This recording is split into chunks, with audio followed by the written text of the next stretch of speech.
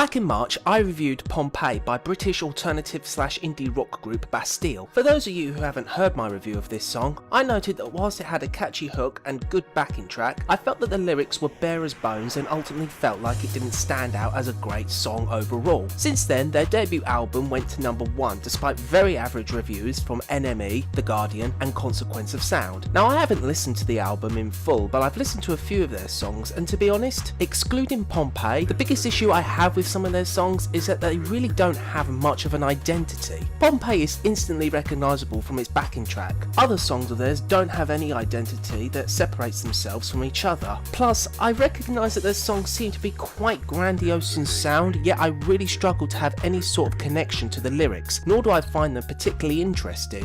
Finally, I really struggle to like the lead singer Dan Smith's voice. I find it too one-dimensional and uninteresting. Plus, he doesn't sound like he believes the words he's singing, and for me, there's a fundamental disconnect between the band and me as the listener, and no song exemplifies that than Things We Lost in the Fire, their third highest charting single to date. In a nutshell, Things We Lost in the Fire centres around the end of a relationship, and the main character in this song reflects on what he has lost, hence the title of the song. The beginning starts off rather somber with a piano introduction and sounds like that this tone will continue throughout. However, this only lasts less than 30 seconds and is replaced by a hyped drum beat and electronic overlay, and the sentiment is lost almost instantly. The music just doesn't feel like anything original, nor does it fit in with the tone that this song should carry. It also doesn't help that the lyrics are nothing that special either. Yes, the song's topic has been done to death, and yes, it's going to be a challenge to present something new. However, it's still possible to create something that's memorable and has meaningful lyrics. But Dan Smith wastes this opportunity with lyrics that leave little to the imagination and makes me wonder just how basic this relationship was. So what exactly is it that this guy has lost in this fire? Well, 3 things. These being things he and this girl found down the back of tabletops,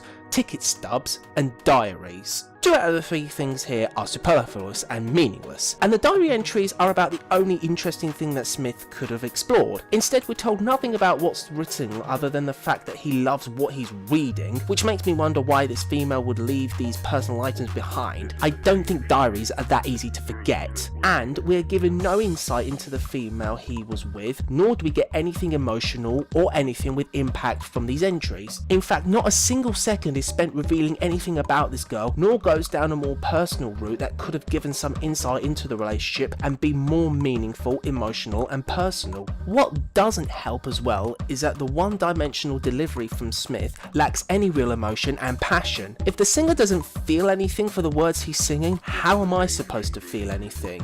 What could have been a raw song with impact instead is a vanilla, uninteresting song that can be chalked up as another song that's just there to fill up space. I remember back in my review of Pompeii that I was holding out hope for Bastille and that they would deliver something much better, and I truly did hold on to this belief. After what I've heard at this point in time, I'm unfortunately left disappointed with the results. In the future, I predict a second album that may be equally as successful as Bad Blood, but I really don't see them achieving the early success that they have done. They don't stand out enough from the crowd and personally don't have a sound that is distinctive enough to be remembered by.